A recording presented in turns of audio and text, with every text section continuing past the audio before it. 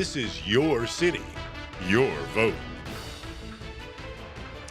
We are coming to you live from the University of Memphis Michael D. Rose Theater and Lecture Hall in partnership with the Commercial Appeal and the League of Women Voters of Memphis-Shelby County. Action News 5 is proud to present this 2023 Mayoral Forum. Good evening, I'm Joe Birch, your host for this evening. We're just hours away from the start of early voting in Memphis, Tennessee, and the candidates have joined us tonight on stage. The ones who are seated here among us are in ballot order, believe they have what it takes to become the next mayor of Memphis, Tennessee.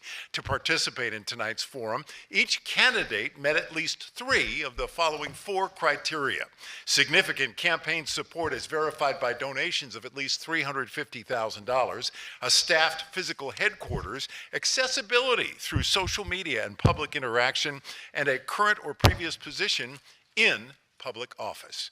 Our moderators for the evening are Action News 5's Kim Clark and the executive editor of the Commercial Appeal, Mark Russell. Voters submitted hundreds of questions to us, and our moderators and sponsor committee have selected several of these questions to be asked tonight. Each candidate will get 1 minute to respond and will receive time cues through yellow and red cards held up by our timekeepers who are generously volunteering their services tonight. If a candidate goes over their allotted time, a bell will ring. Hope you heard that. And if the candidate continues speaking, their microphone will be cut. Let's get things started with our mayoral forum now with Kim and Mark. Mr. Russell, you are beginning. Good evening, and let's get right to it. The Department of Justice in July launched a pattern or practice investigation into the Memphis Police Department. As mayor, how would you work with the DOJ to ensure the MPD is following the process, and how will you respond once the DOJ provides its recommendations? And we'll start with Floyd Bonner and go in ascending order as far as the ballot goes. Thank you, Mark, and welcome all your listeners. How you would respond, I've been through DOJ investigations before after a 42-year career at the Sheriff's Office, and you welcome those investigations. You need to know what's going on in your agency, if you're doing things properly.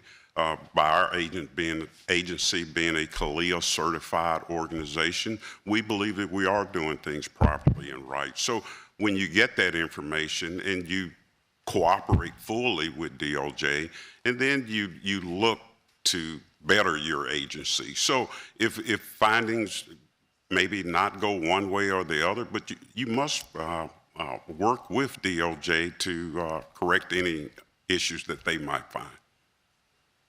Karen Camper. Thank you, and appreciate the question. I actually look forward to the investigation because I think it's going to give us some keen insights as to what's happening within our department.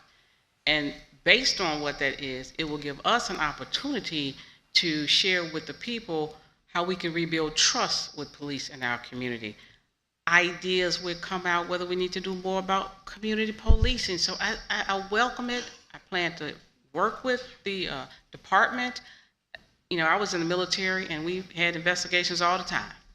And so we work with the investigators, we're honest with the investigators, we reveal what we're doing right, we look at what we're doing wrong, and it gives us an opportunity to make sure that we are doing the right things going forward. So I look forward to it, can't wait to hear the results of it, and look forward to rebuilding trust with our community and our law enforcement. Next up is J.W. Gibson. Thank you very much. I too welcome the DOJ investigation. I think it's timely, I think it's going to be a benefit to the community as well as the MPD department as a whole. As the mayor, being involved with that investigation, I will be totally transparent and open and cooperative to be of any service I could be with them in answering questions, making people available to them. Total transparency is what I'm looking to provide to that investigation process.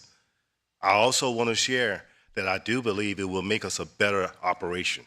I do believe as the investigation terminates itself, they will be able to provide us with guidelines and suggestions on how we can go about building that trust with the community, which I look forward to doing. Thank you. Michelle McKissick. The Department of Justice investigation, transparency is the first word that comes to mind. That's what the community always wants to say, how can we grow and be better from this? As part of my whole city Memphis safety plan, I would hire a crime czar. That's what I would do as mayor coming in the door. And so this crime czar would be about working across agencies, not only just MPD, but also the Shelby County Sheriff's Department. And then from there, we can see how do we monitor what's happening with the DOJ and then start applying it in real time, even before it's actually finished, just to be aware of it. So that is a part of my plan, of my whole city Memphis safety plan, is that to rebuild trust with transparency and have a way where we're working with our police oversight boards, as well as communicating to the public what we are doing to make our Memphis Police Department and law enforcement in general in all of our neighborhoods and our communities better for everyone, for MPD, for the Shelby County Sheriff's Department, but also for the city of Memphis and the citizens of this community. Van Turner? One of the last times DOJ was here was that they were investigating the jail. And at that time, there were deaths in the jail, and the DOJ came to fix those issues. We have 52 deaths in the jail now, and so maybe the DOJ will have to investigate more than just the MPD, but also our jail system. The first thing we have to do is listen to the report. We have to make sure that we understand the report. All the data is there. They're looking 5 years back. So we have to make sure that we understand the report. And two, we have to implement the plan that they give us. We need a top-down reform of our Memphis Police Department. We need to make sure that the incident that killed Tyree Nichols never happens again in this city. And finally, we have to execute on the plan. We have to set the matrix, and we have to meet the matrix, and we have to make sure that we're executing on all the plans that they say we need to do in order to rehabilitate and reform our police department. I have the endorsement of DA Mulroy, and as mayor, I'll work with the DA to get that job done. Thank you. Paul Young? Yeah, we welcome the investigation from the Department of Justice. It's an opportunity to restore trust with the community, which is the number one thing that we should be working on right now as we look at how we're going to move forward.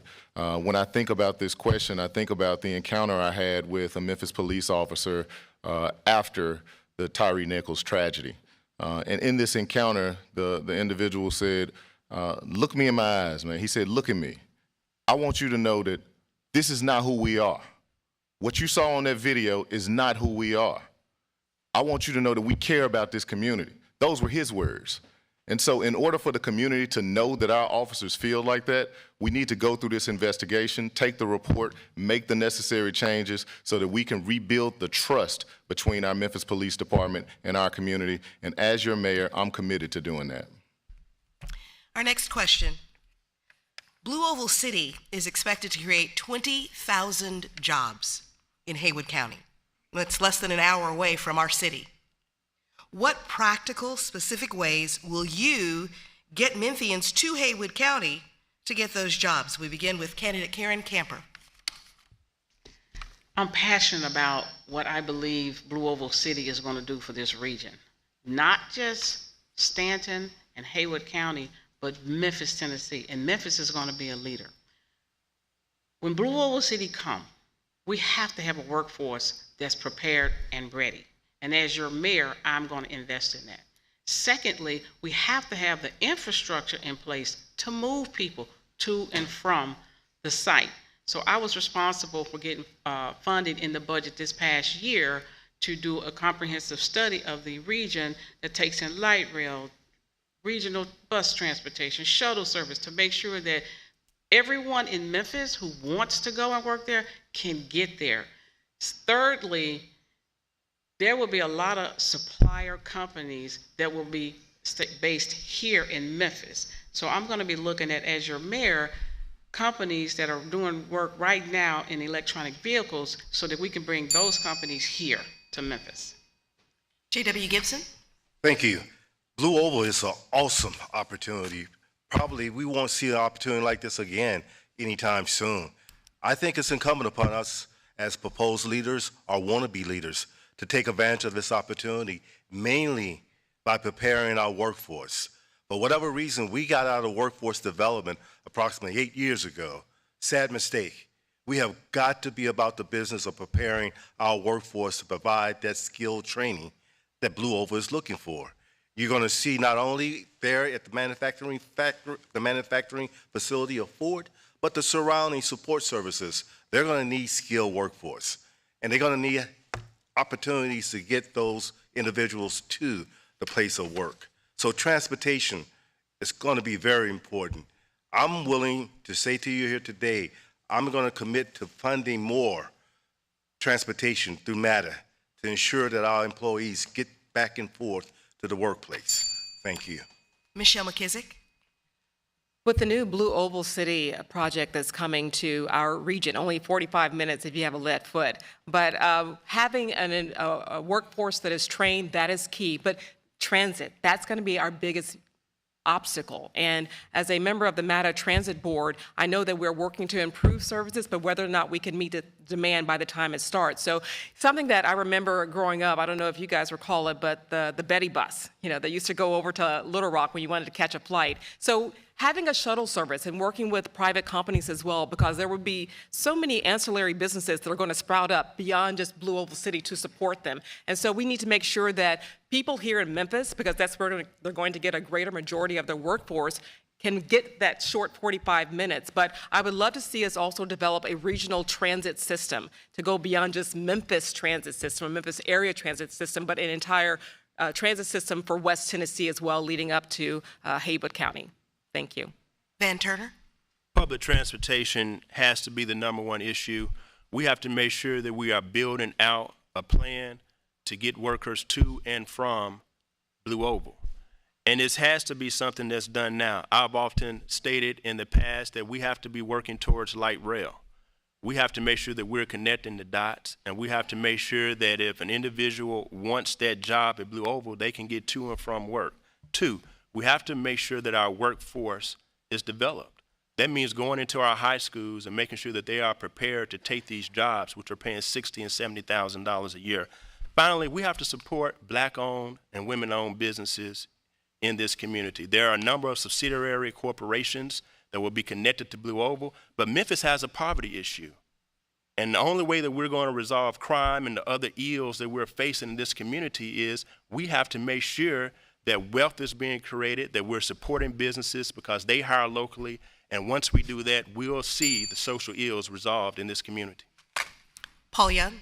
Yeah, Blue Oval City has an opportunity to transform this region. $5.6 billion investment, 6,000 jobs being created. They're going to create more electric vehicles in that location than anywhere else in the country. It can transform our region.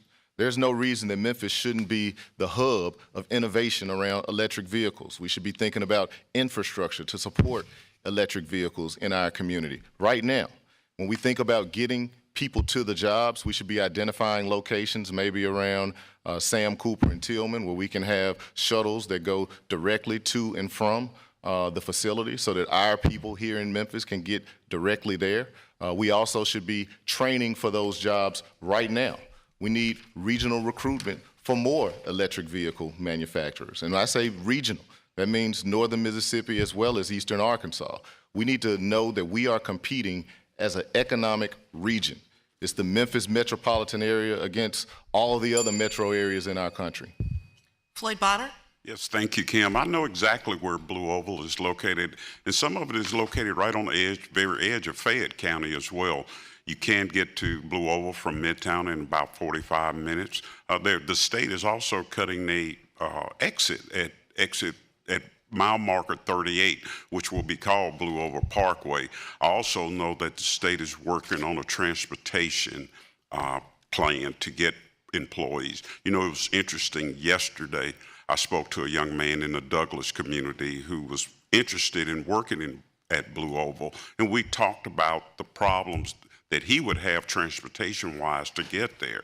So I think the shuttle bus is the answer. We have a model here that one of the corporations here in town is using. I think this is an excellent, and then work on the infrastructure to get more people, more accessibility there.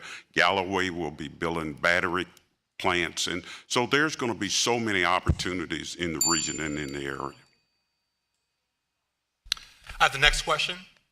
Memphis is a rapidly diversifying city. At Cordova High School, the student body represents 37 different countries. How will you make city resources accessible and available to immigrants? And we're going to start with J.W. Gibson. Thank you for that question. I'm very, very in tune and appreciative of it. mainly because my daughters, I have twin daughters that attend Lausanne High School, and they're in the 8th grade, and Lausanne has 61 different countries represented within its school body. I believe that's an opportunity for us to expand our multicultural department there with the city of Memphis.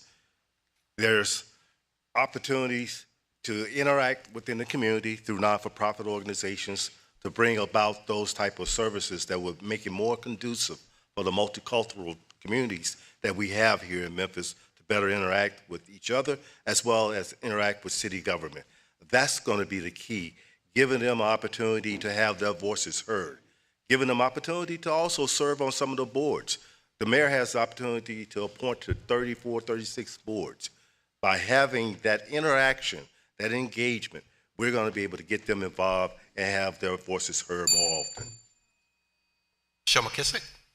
Since 2003, when my oldest of my 4 children enrolled in Memphis Shelby County schools, I've been a part of trying to come up with solutions for all students, including our immigrant population. As now, as a MSCS school board member, as an immediate past chair, this is something that we are working on 24/7, 365 days a year. How do we go about reaching out to our multicultural population within our student body? So I think it would be outstanding for the city of Memphis to actually get back involved in caring about the young people of our community. 110,000 students within our school district, and there's been a real disconnect between the city and the school district and how to go about educating our children, helping support the families that go along with those 110,000 students. That makes up Memphis. That's a microcosm for the city of Memphis. So I would say that we need to partner with the school district more, work with the superintendent, have an ongoing relationship that does not exist now to help all of our students, especially our immigrant population.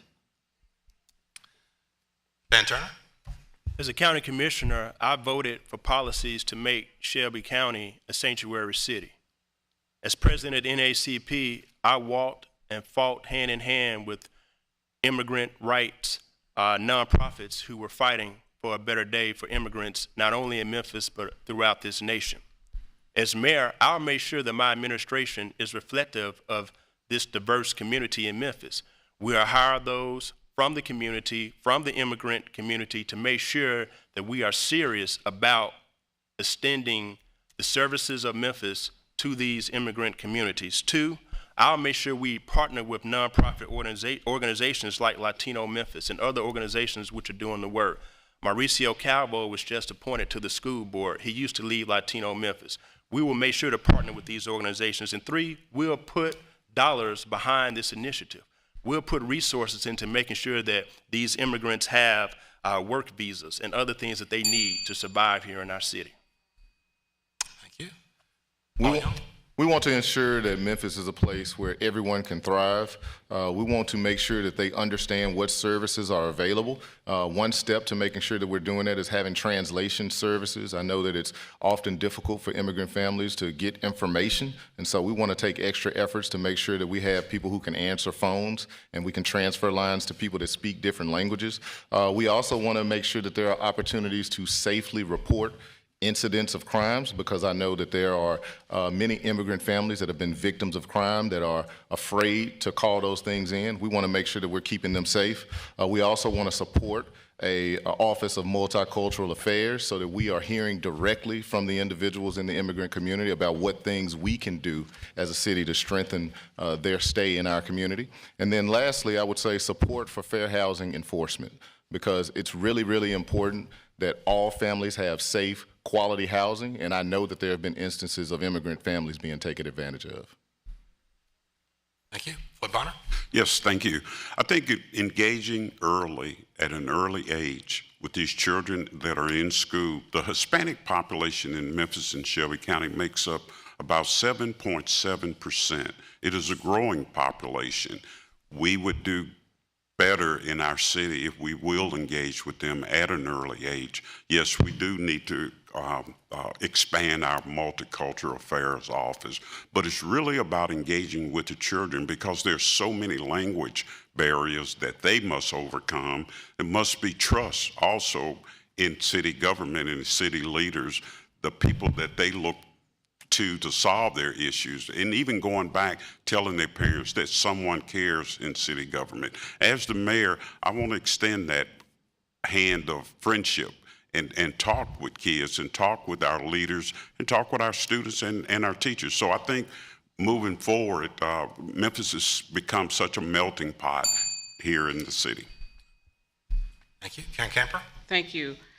The immigrant population here in Memphis is about 5%, and they contribute about $6 billion to our economy, to the area GDP. They also, the non-documented ones, contribute about $4 million on an annual basis to our tax base. So they have value to the community. We have to show them that we value what they bring to the table here. I plan to obviously increase the Multicultural Affairs Division, but also do more in terms of hiring people in our immigrant community to be a part of the administration so that they can inform decision-making at the highest level. And they need to know that they have a voice at the highest level. We have doctors, nurses, business owners, students, people here that care about Memphis, want to be a part of Memphis, and Memphis is a place that's going to work and represent them. Thank you. Now we're going to send it back to Joe Birch for a lightning round. Oh, this is the lightning round, candidates. So you all have been getting to know each other a little bit, listening to each other on the campaign trail. So here's the twist, though, in your responses here. We're looking for each candidate to give a one-name response to this question. And the question is this. It's a question from a resident who you aspire to represent. He's from Pigeon Estates. This was sent in. His question is this. Which candidate on this stage with you right now would you consider appointing to your staff? We're going to go down the line. And candidate Floyd Bonner, who would you appoint among your colleagues here? Karen Camper. Karen Camper, candidate Camper. Paul Young. J.W. Gibson. Michelle. Michelle Karen. Van Turner. Michelle. And Paul Young. Karen. All right, very good. All right, next lightning question. Which neighborhood in Memphis do you think needs the most investment to focus on? And we're going to begin with Paul Young. Which neighborhood in Memphis do you think needs the most investment or focus? Just name the neighborhood. Paul Young. North of Memphis. Van Turner. Boxtown. Michelle McKissick. Westwood. J.W. Gibson. South Memphis. Karen Camper. South Memphis. Orange Floyd Mound. Bonner. Orange Mound. All right, thank you very much, candidates. That's the lightning round for this time. It was quick. And now back to our panel. All right, question 4. The elephant who is not in the room is Willie Harrington, who declined our invitation to be here tonight and who has won this race 5 times. Harrington is widely considered to be a front-runner in this race, but has yet to appear for any mayoral debate. What is your greatest concern if he wins a 6th term? We start with Michelle McKissick. My concern is that he is incredibly out of touch because it's been 15 years since he was mayor. A lot's happened in our city since that time, in the country, in the world, and it's really disconcerting that he is not answering to the people of Memphis at all. There's a whole generation that really doesn't have any idea who he is, our young adults. And so it's just not right. That's not what democracy is all about, to just slide in to the office. You need to be held accountable. You need to answer to the people. So I'm really troubled by this, and I think I've expressed this before, that Mr. Harrington, he really needs to step forward and answer to the public of what are his ideas beyond just like, remember what I did yesterday. It's time out for that. Thank you. Van Turner? You don't mind, I'll take it to the good book. So Dr. Harrington is part of what I would like to call the Moses generation. He fought for us. He's the generation that bought us out of Jim Crow. So we stand on his shoulders and we respect him. But if you know the Bible, you know that there's a Joshua generation. They went over the mountain and they were able to take out those giants. It's time now for the Joshua generation to move forward. The Joshua generation has to take that baton and move it forward. We have to take out the giants of poverty in this community. We have to take out the giants of poor infrastructure and poor education in this community. We have to take out the giants of lack and despair and hopelessness.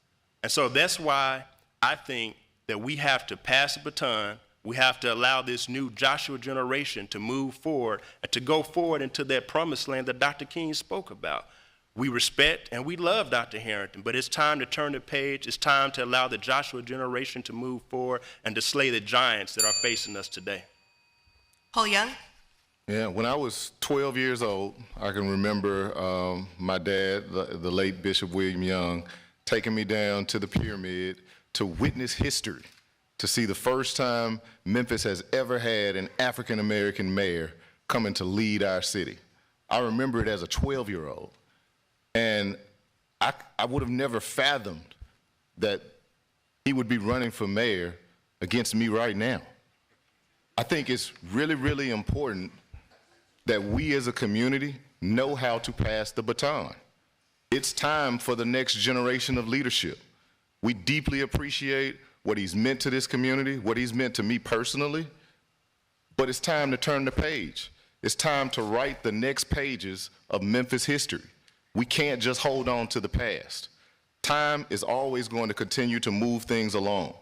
And as time goes along, we need the next generation to continue to advance us. That's what it's time to do right now, and I hope Willie Harrington will respect that. Floyd Bonner? Thank you. Father Time will catch all of us, and as Mr. Harrington, or Mayor Harrington, was the mayor 15 years ago, so many things have changed: innovation, crime, the issue of crime, which is the #1 issue in our city right now. So many things. So we don't know how in touch he's been, how out of touch he's been, but I respect Dr. Harrington. I've talked with him on many, many occasions, but being out of office for 15 years and not keeping up with events, and again, the #1 issue in our city is crime, and it has changed so much over the 42 years of my career and what I've seen over the last even 5 years. So I wish him well and good luck to him. Karen Camper? Thank you. You know, I remember I was stationed in Germany at the time, and I too came home to witness the history that was being made when Dr. Harrington was elected mayor. And the thing that bothers me about it is that he was in a real position to empower so many more. And some of those people could be the people that are running for mayor now. Had he invested in them in a way that they would have risen up and decided to make this choice. But I don't see that he did that. So that bothers me, that if he comes in again and have not been in the community hearing from people, have not been at any of the forums, not in tune to what's going on, who's going to be that other group?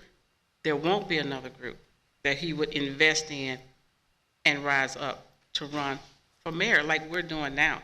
That bothers me. So you ask what bothers me, that's what it is. J.W. Gibson? So I hear tell that Mayor Harrington has a very good opportunity of winning this thing, mainly because of name recognition. I think that's a sad commentary.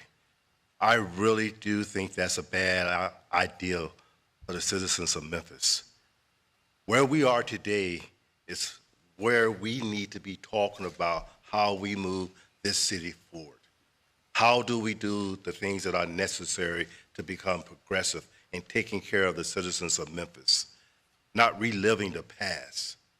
I honestly believe that we have an opportunity through growth and community outreach to do something wonderful for this community, far beyond what Harrington has done in his past, far beyond what a lot of these sitting with me today even start to envision themselves.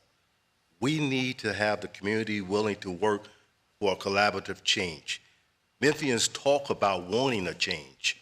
Here's your opportunity come October 5th to change things. Next question comes from a downtown resident. It is, what is your strategy for taking full advantage of Memphis's position as the largest Black majority city in the nation? And I'll start with Van Turner. So I attended school at Morehouse College in Atlanta, Georgia. and it's sometimes referred to as the Black Mecca because of all the businesses, all of the education, all the things that Atlanta has to offer.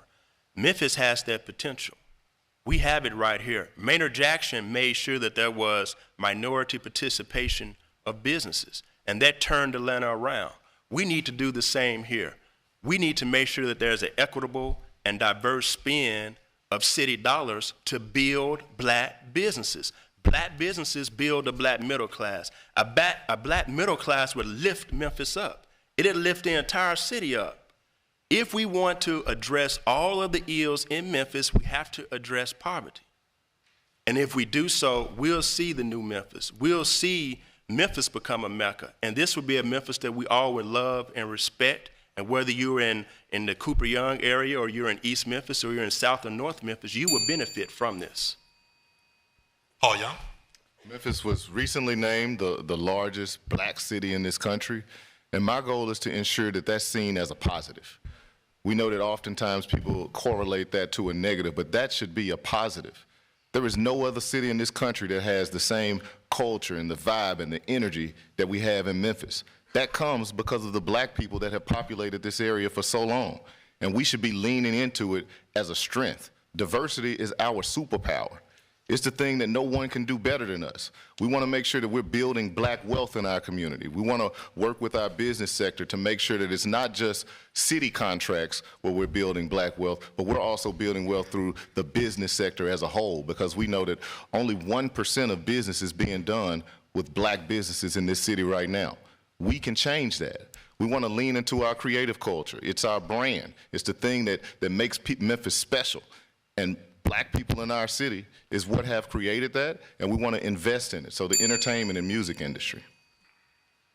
Floyd Bonner. Yes, thank you. I'm excited about the growth of the African American community in our city. So many times I see my wife as a small business owner that's struggling and trying to make her business grow. So there's opportunities for entrepreneurs, especially when we look at our young African American kids that are in school that really has a heart or has an opportunity to really want to be entrepreneurs. But we must share that vision. We must share that goal. We must get them involved. We must train them, teach them in workforce development, and grow the African American community into the middle class and upper middle class. So there's so many opportunities here. I think we can be an example of the South. Thank you. Karen Camp. Thank you. I'm excited about what's possible with Blue Oval City.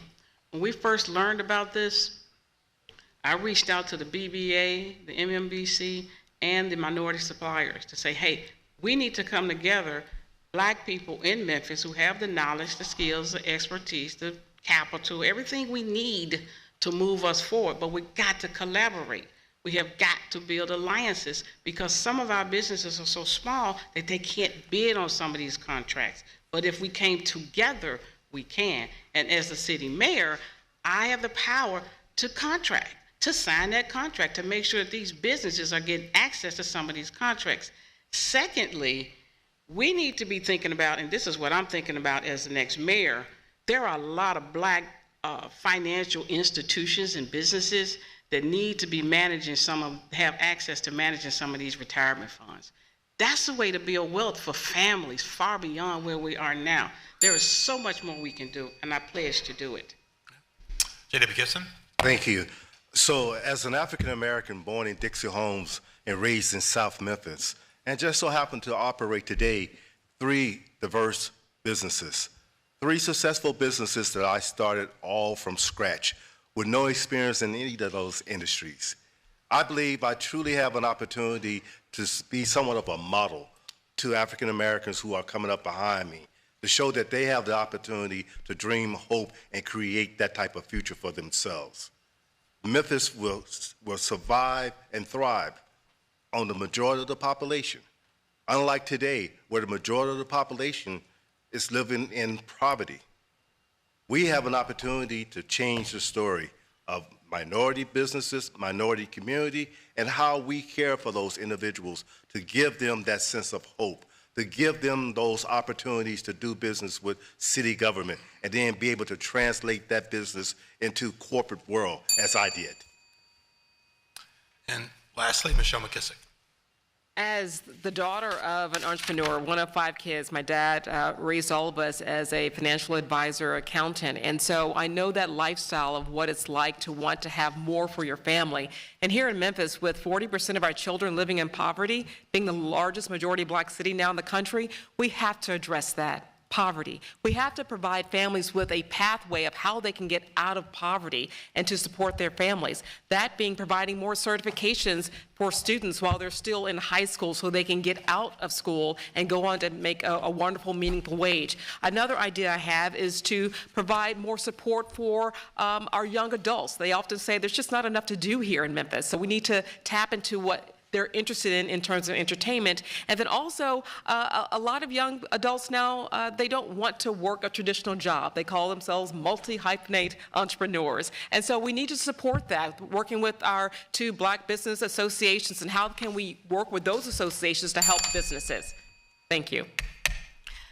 Our next question. As of September 7th, 2023, nearly 9,000 cars have been stolen in Memphis. That's according to the Memphis Police Department. Just last week, there was a shooting inside FedEx Forum. Violent crimes like these are top issues for Memphis. As mayor, how would you address those issues, starting with candidate Paul Young? Yeah, I think it comes down to 2 things. One is holding people accountable, making sure that those that are out here terrorizing our neighborhoods and communities, the repeat offenders, that we are bringing them to justice and working with the rest of the system to make sure that those that are continuing to terrorize us stay in the system for longer periods of time. At the same time, we have to focus on targeted intervention. We know which young people are headed down the wrong path. We know because they're getting suspended from school, or they're in truancy court. They're in all of these different separate systems. We need to aggregate the data and provide opportunities to the people that are headed down the wrong path. There are programs in every zip code where they're working with these young people.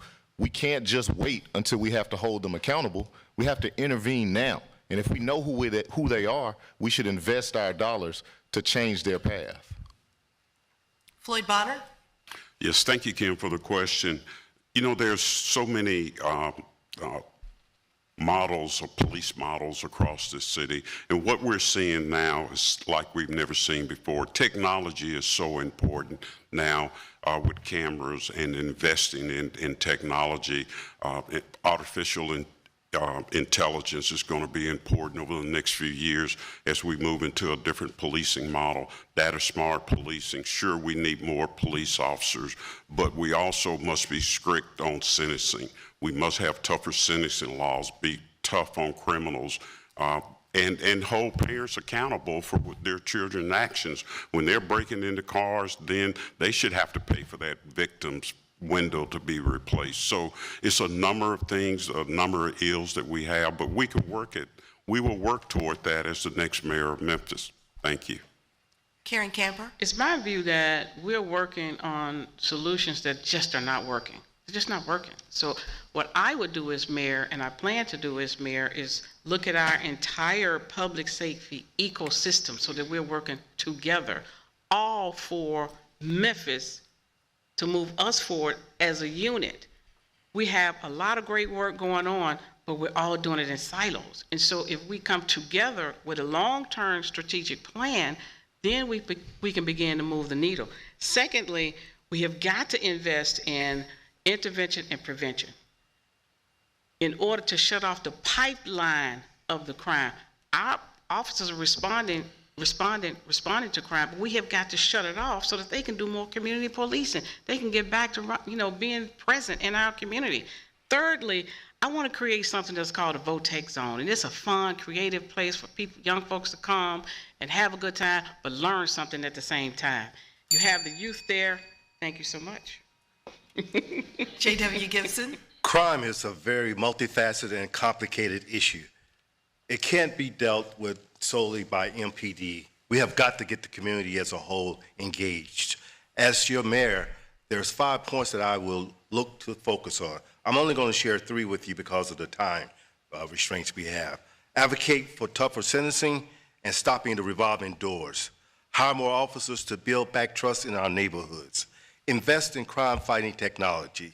But more importantly, the first thing we would do within the first 100 days is to take back our streets. There's a bad optic that's thriving throughout this community that these young people feel like they can do anything they want to do. We're going to collaborate with not only MPD, Shelby County Sheriff Department, as well as Tennessee Highway Patrol to take back some of the dumbest, stupid things that you're seeing happen on our highways. Taking back our streets is the #1 issue that we need to address right away. Michelle McKissick? As much as we want to be tough on crime, we also need to be smart on crime. And as a part of my whole city Memphis safety plan, which I've done so much research to look into this, I call it the 3 Ps. We need to provide justice, we need to partner with police, and we need to prevent crime. And by partnering with police, I'm talking about hiring the right types of officers. We all agree that more police officers are needed, but we need more detectives. The FBI says only 4 out of 5 crimes here are solved. Or 4 out of 5 crimes are not solved. And so that's a problem, to get at the root cause of who's creating these problems of the crimes, and then also to hold them accountable by providing that justice and not have serious violent offenders getting back out on the streets. And then, of course, the last part of that with crime prevention, that is investing in young people. It's not just about locking them up. And by the way, a greater majority of the crimes committed in the city are 28 years and older. So it's not just young people, but we can also work with our school district to find meaningful ways to invest in our city, in our children, in our city. Thank you. Van Turner?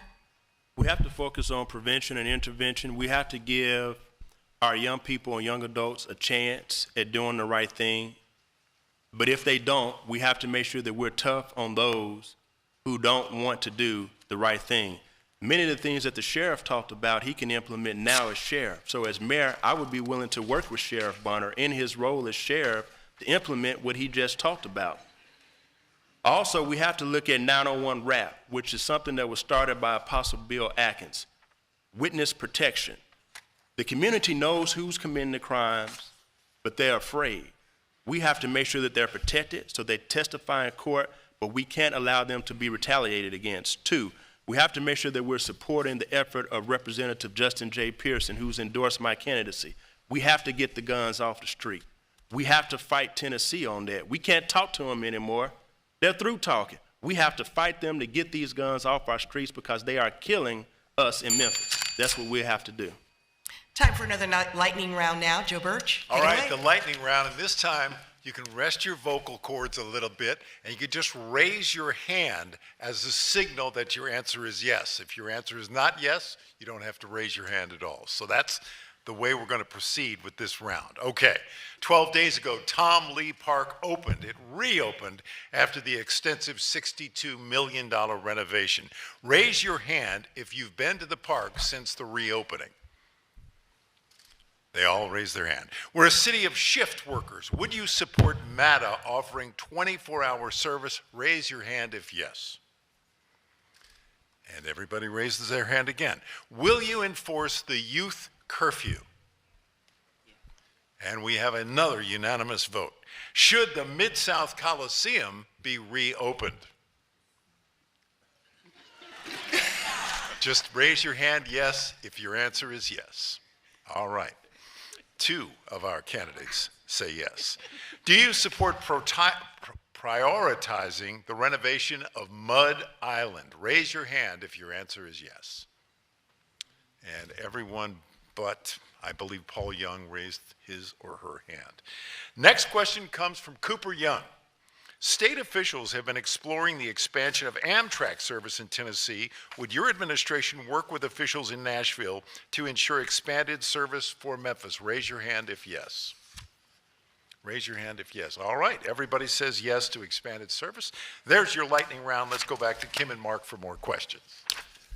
Next question involves infrastructure. Residents live in constant fear of being without electricity anytime there's bad weather. Home medical devices won't run, food goes bad, and residents sit in sweltering heat or freezing cold. How would you tackle longstanding issues with MLGW in order to increase the reliability of our electrical system? And I'll start with candidate Floyd Bonner. Yes, thank you. I think we've all suffered through this stormy season, losing power. It's interesting, back in 2020, rate increases occurred where MLGW is sitting on millions of dollars to cut trees to where this shouldn't have happened during these stormy times that we've lived in. So I think that we need to take another look at MLGW, how it's ran, and who's in control of MLGW.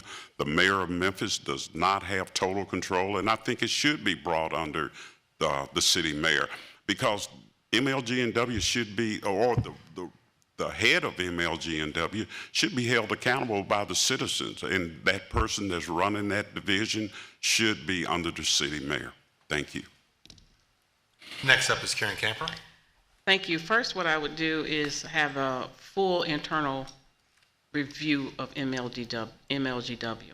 What's working, what's not working, what can we do better? Got to take an assessment of where we are and what we're doing. I would also invest in our system. I would harden the infrastructure. I would look into green energy and see what we can do more with solar and other clean energy that we can, we're in the 21st century. So we've got to be moving away from some of the stuff that we're doing. And we have an opportunity right now because there's so many dollars that have came in from both the federal government and state government to the city to look at our power infrastructure here. A lot of people want us to put the power lines under the ground to be more secure. And so we have to have the funds to be able to do that. They are available. We just need to look at how we can do it. And it begins with taking a real hard look at what we're doing in MLGW now, what they say the priorities are now, and how, as mayor, we need to shift those priorities. J.W. Gibson. Thank you for this question. And I'd like to take this opportunity to invite your listeners to go to my website, J.W. Gibson for Mayor, because we have our platforms listed there, and infrastructure is one of those platform positions that you will get a chance to read about. And I bring that to your attention because infrastructure for me is far more than just utility infrastructure. We're talking about transportation infrastructure. We're talking about the lack of broadband that's not a part of our infrastructure. We got an opportunity to take advantage of our ports, our rivers, our roads, and our air to expand upon what we could do as a logistical center for the United States. Utility is a problem. Truly enough, as your question suggests, people are going without utility very easily nowadays. We have the funds to cut the trees, replace the poles, but I'm more concerned about the grid. We need people who really understand the utility industry so that we can properly prepare for the future. Thank you. Michelle McKissick. So you mentioned MLGW. What can we do to make sure that when it gets cloudy, that we all just don't go and have PTSD? And so the problem is that we need more oversight because we are 3 years into a 5-year plan of improving MLGW. We already approved increasing the rates. So what do we do with that? And you can't blame it on COVID any longer. You have to look forward to saying, what are we going to do? It needs more oversight as far as who's serving on the board. We need to have people who really know about power on that board. So that's one of the things I would do. Also, I would say, let's not turn down money. The MLGW actually turned down federal dollars. They've turned down state dollars from the Tennessee Department of Energy. That's a problem. We always need to take money. There's never a time where it's like, well, I've got enough. And so that's why I believe that the number one issue is to reevaluate what's happening at MLGW, who's leading MLGW, and to take a look at how do we go about moving forward so that the citizens of Memphis really get their money's worth. Van Turner.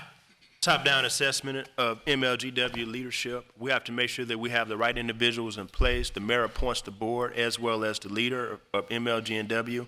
We have to make sure that we have the right leadership in place. 2, refresh and renovate our infrastructure, burying our power lines, cutting back the brush, making sure that we're insulating the pipes. We know the storms will come. We know the big freeze will come, but we have to be better prepared for those events when they occur. Lean into solar and alternative energy supply to make sure that if the grid is down, we have an alternative source of energy. Have a dashboard established. My wife and I have a protocol.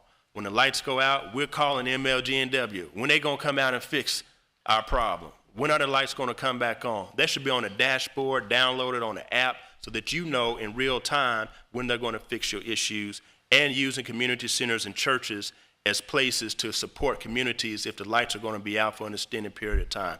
Those are some things that should be implemented, and I'll implement those plans as mayor. Paul Young? I've had an opportunity to sit down and talk with the current president, Doug McGowan, and he talked to me a little bit about the plan, and I believe that MLGW needs time to implement this plan because they're working very hard to implement the strategy of trimming the trees, but they're going a step further and looking at areas where they may be able to bury the lines underground, identifying where it may be more cost efficient to simply switch the wooden poles to steel poles. And I think they're going to make some progress doing that. The other thing that they're exploring is switching to a smart grid system. And with this system, you know, the power, when it comes to our home, it goes through almost like a maze, all these different channels. With the smart grid system, it automatically knows what's the alternative channel to get the power to your home. So what would take someone out on the line, you know, hours, it will take 3 minutes. And so those are the types of solutions that we can implement today. The last thing I'll say is thinking about the infrastructure connecting water lines to homes. Question 8. What in your experience prepares you to address juvenile crime as mayor? We begin with candidate Karen Camper. Thank you.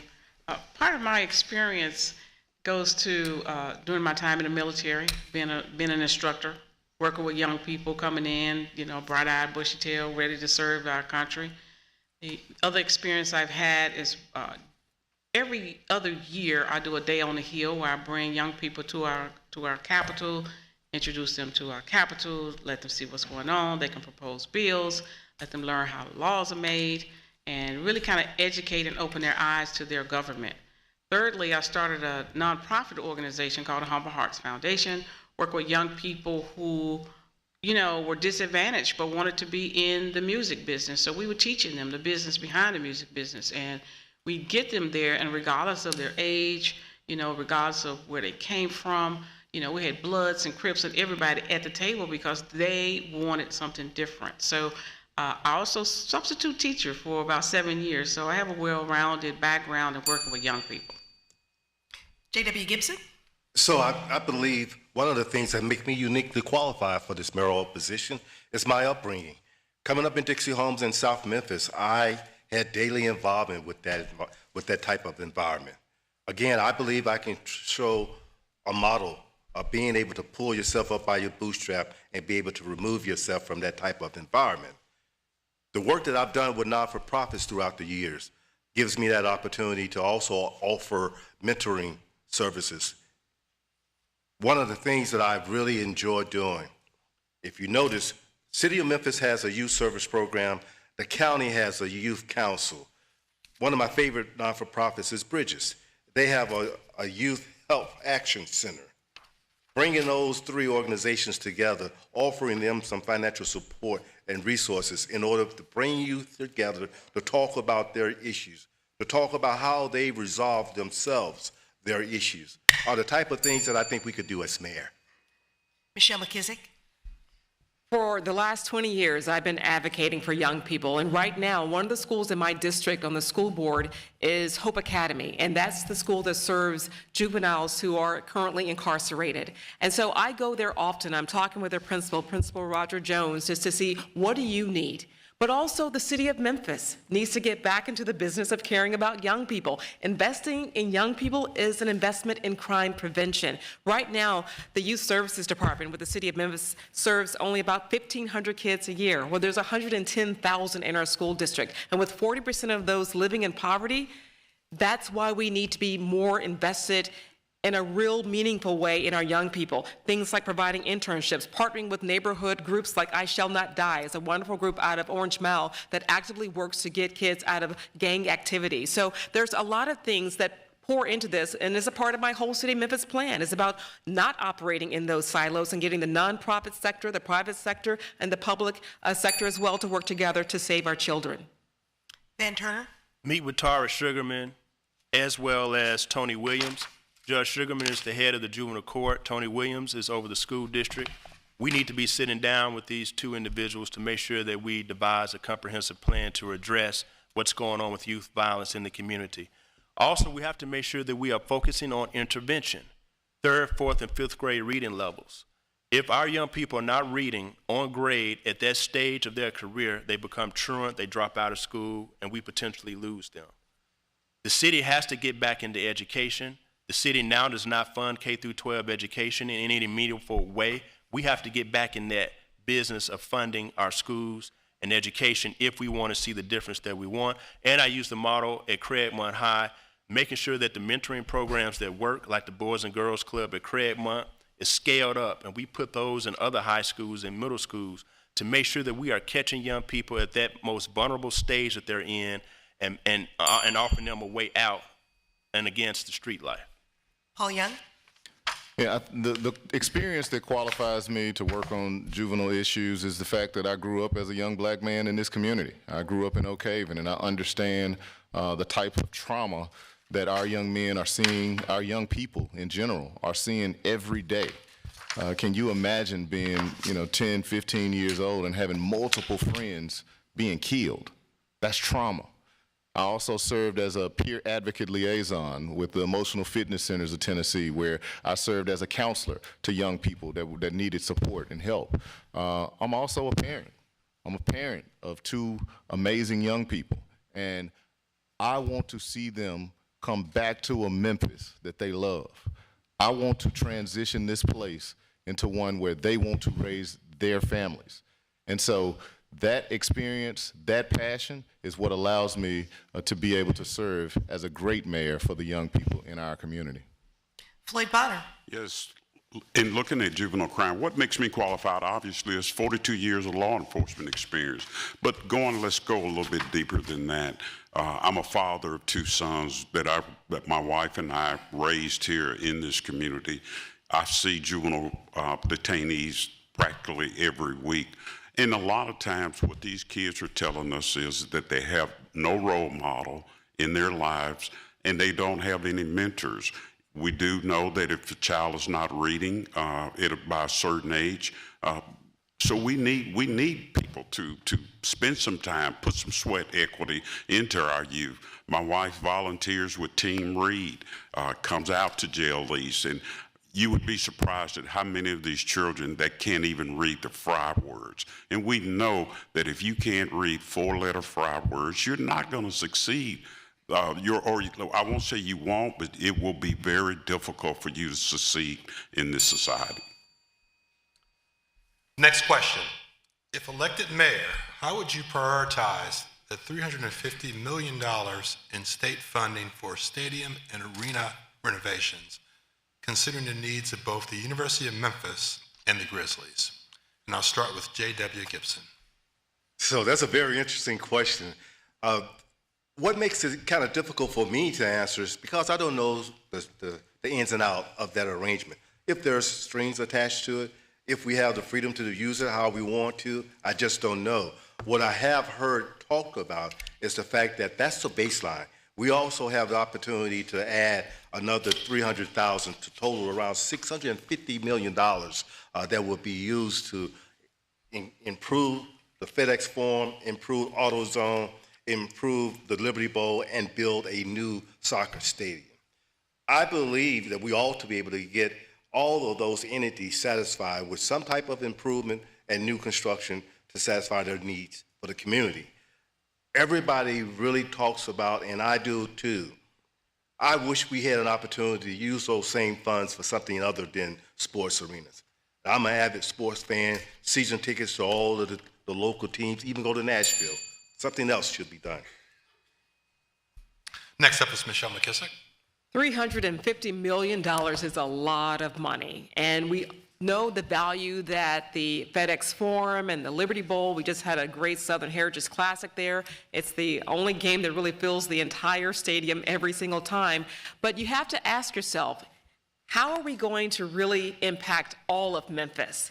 And that's what people are telling me as I've been going across Memphis. It's like, well, what about me in my neighborhood, in Southwest Memphis, in Southeast Memphis, even out in Countrywood? People are feeling left behind. And so that's a conversation I'd like to have, and talking with our state leaders and meeting with them about that. And so I do see that there's some value in that. And to address that Mid-South Coliseum fast question there, that's another part of that whole complex there. There are a lot of people, especially in Orange Mound, who believe that that facility has value still. It is well built, and so how can we go about repurposing? We're always talking about being environmentally green. Well, there's an opportunity to repurpose an amazing facility that has a lot of history for a lot of folks.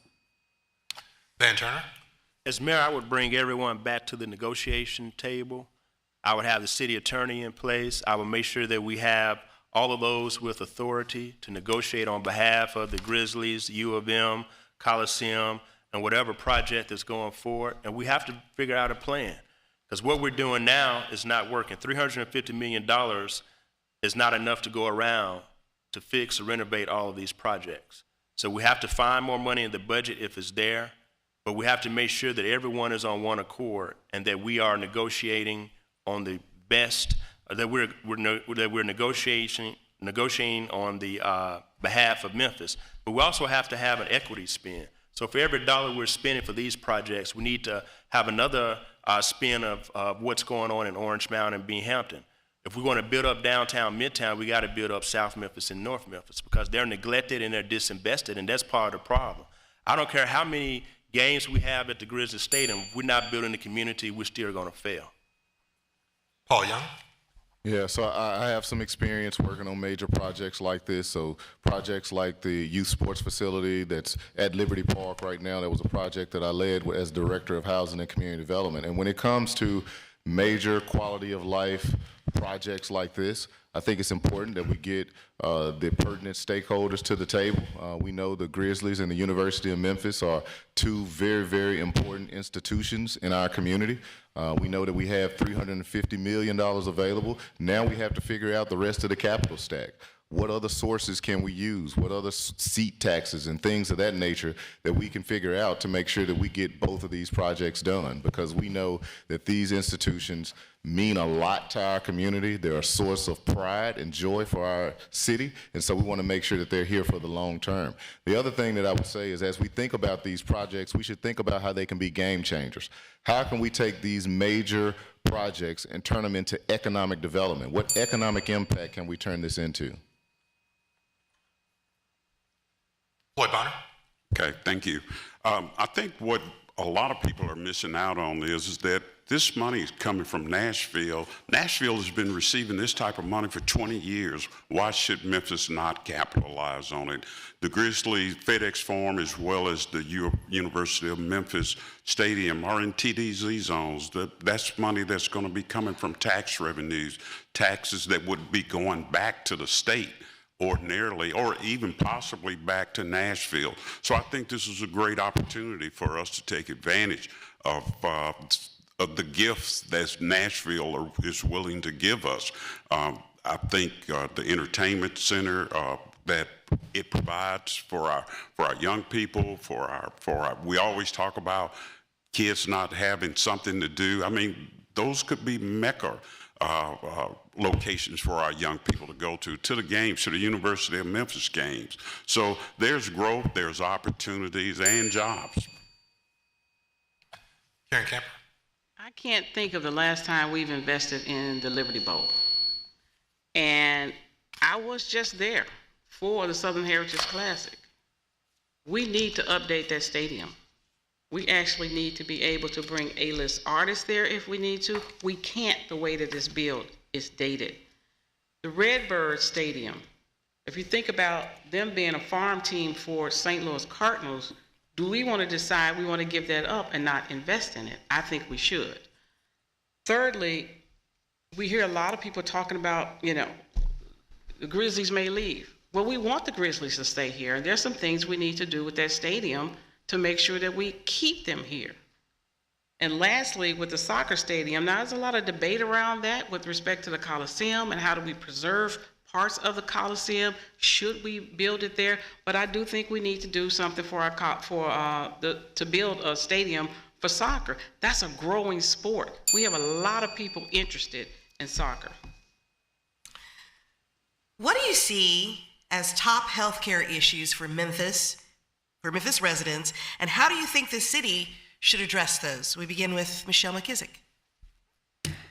Healthy 901, that just got launched by Methodist Hospital System, and where they're working with one of the number one ways to reach people here in Memphis, in the city of churches, through churches. And so I think as a community, we need to start to educate ourselves on what healthier living looks like, and starting with our young people. You plant those seeds early on what good, healthy eating habits are, and then it will also lead to the generational impact. And so I would say we need to continue to partner with our medical community, and I'm really excited about the Healthy 901 program, and I found out about it at a church service. And so I think as a community, we need to get moving. And that's what I would do as the mayor of Memphis. I would absolutely get in there. I'm a big hot Pilates person, and so whatever it takes to help people get going, that's what I would support.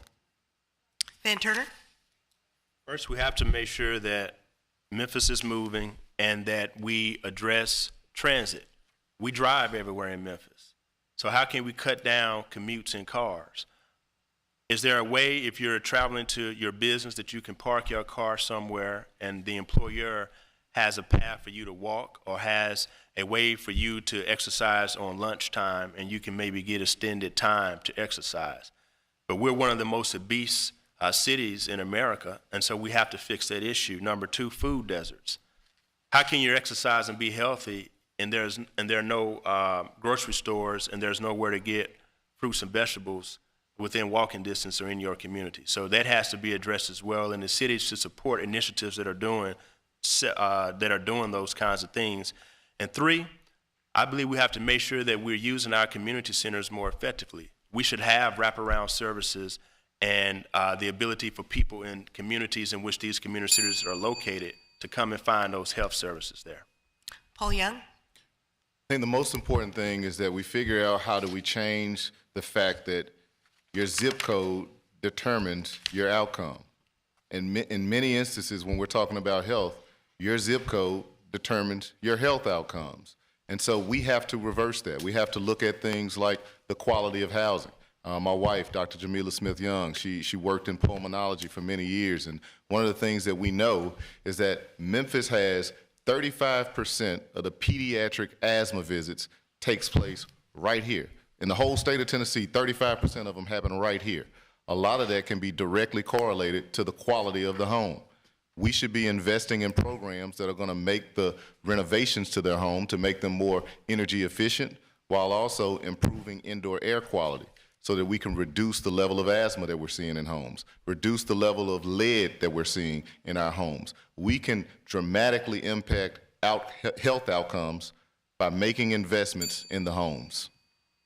Floyd Potter? Yes, when we look at one of our poorest zip codes, even in the nation, 38126, and what's going on there, where the maternity, where children are dying, and the lack of food, good, healthy food, the food deserts that are going on. We've got to change the narrative here. And the city can work with nonprofits, and we can provide the needed help in those areas. I think that when you start looking at especially food deserts, when you're providing citizens with healthy choices and the parks and recreations that are in those areas, bringing them up to standards where children can have a safe place to go and exercise. Thank you. Karen Camper? I think we need to do more to provide access to health care. We have a lot of people that don't have regular doctors. You know, they're going to the emergency room to get treated. We have got to do something to create more access to health care.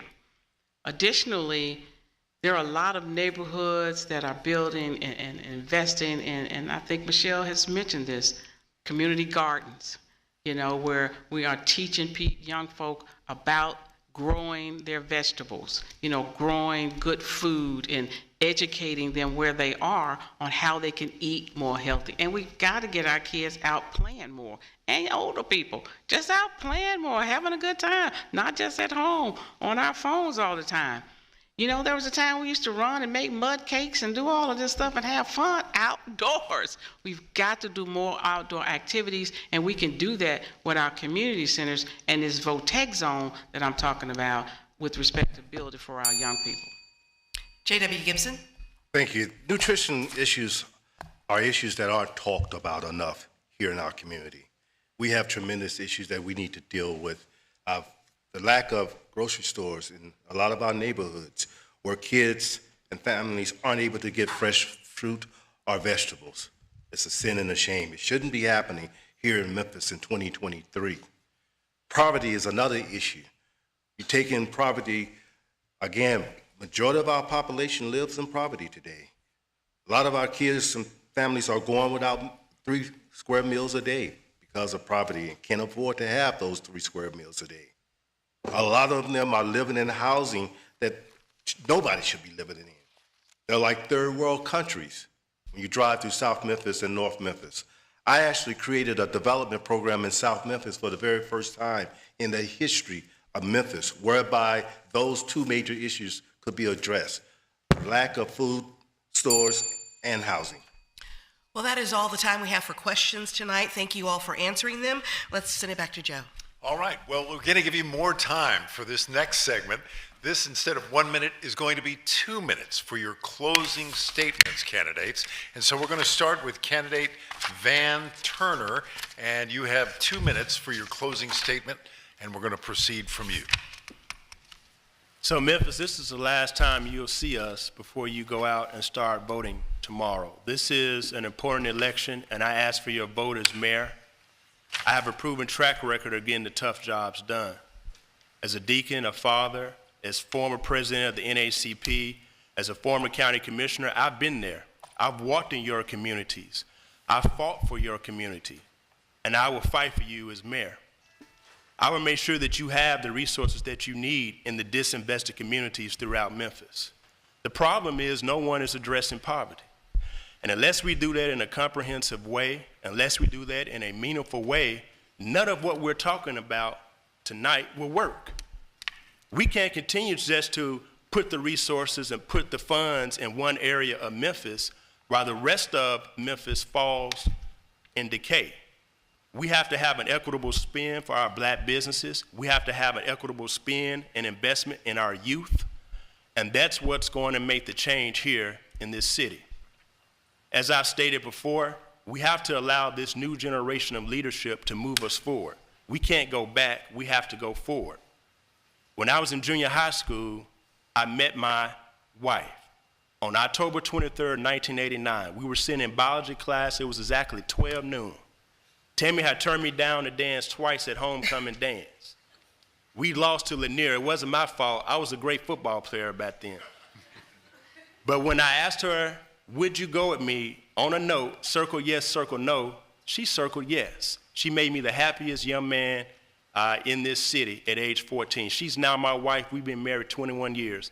On October 5, starting tomorrow on September 15th through the 30th and October 5, I'm going to pass you a note, Memphis. I'm going to pass it to Hickory Hill and South Memphis, to North Memphis and Binghamton, to Cooper Young and East Memphis, and I'm going to ask you to circle yes to Van Turner being your next mayor. Thank you.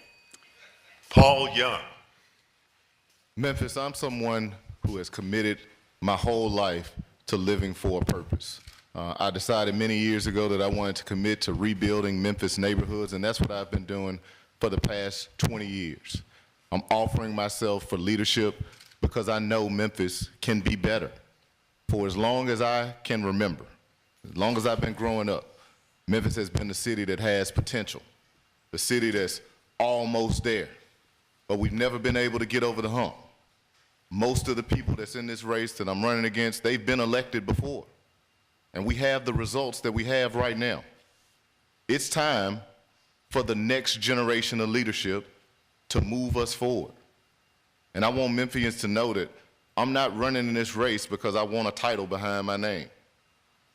I don't need a job. I want the job. I want to do the work because I know that Memphis has so much potential that is untapped. Our young people in our community, all the craziness that we were talking about earlier, they're crying out. They're crying out for help. They want somebody to hear their pleas. They want someone to hear their cries, someone that can connect to them, someone that they feel connected to. That's what I represent. I always tell people I'm like the middle child, which I actually am a middle child, but I represent that middle child generation, one that's been poured into by the older generation and still feel connected to the older generation, but still connected to the younger generation. And that's what Memphis needs right now. We need somebody that's here to do it for the passion. This can't just be politics as usual. The stakes are too high. Whoever wins this race is going to define our trajectory as a city for the next 10 years. And it's time for us to write the new pages of Memphis history. Right now, we can't wait. The time is now for Memphis to move forward, and that's what you'll get with the Young administration. Vote Paul Young. Floyd Bonner. Thank you, Joe, and thank you for the citizens that have listened tonight and paid attention to what was going on. I grew up in Orange Mound, and I grew up in Westwood. I graduated from Hillcrest High School. I've even graduated from here at my alma mater, the University of Memphis, in criminal justice. And I think if we all be honest with ourselves, the number one issue that we're facing here in this city, in our city, in our county, is crime. Crime is affected all of us. We're afraid to go to the grocery store. We're afraid to go get our car filled with gas. And crime is the number one issue. When we look at crime, who will be the best candidate to move Memphis forward in solving the crime issues of the day? We have an opportunity here. Economic development will come. I've said many of times that a safe city is a prosperous city. But we do not need a mayor that's going to take 2 to 3 years fumbling around trying to figure out policing in our community. We need to move forward and getting crime under control. Things will happen, great things will happen for our city. We will move forward. Then there is intervention and prevention. We must get our kids involved, but there's not another candidate that's on this stage tonight that knows more about policing than I do. So I ask the citizens of Memphis to vote for me for mayor, to change the trajectory that we're on right now, and for us to not live in the fear that we're living in right now. Thank you. Karen Kemper. Thank you, and thank you for this forum tonight. Look, Memphis, I am the only candidate on this stage with 15 years experience in Nashville, work incredibly across the aisle to bring home money, to bring home funds, to bring home results for Memphis. Experience matters. I'm the only candidate on this stage. I have 21 years of military service to this country, to this city, with the discipline necessary to move our city forward. Discipline matters. I'm the only person on this stage right now that has leadership in Nashville that we've said we're going to need in order to move our city forward, both in the administration and in the legislature. Leadership matters. We are at a crucial point. We do have Blue Oval coming. We have to be ready. We have to decide that we want to create what we want for our own city, and that we need to come together for our Memphis to move us forward. I'm ready to do that. I'm positioned to do it with my leadership. I'm ready to fight for you. I'm ready to address crime. I'm ready to bring on more black businesses to grow in this city. I'm ready to empower our youth. Are you ready to take advantage of what we have before us right now? The opportunity is here. We're ready to lead forward. We're positioned to lead forward. Let's move forward together here in Memphis.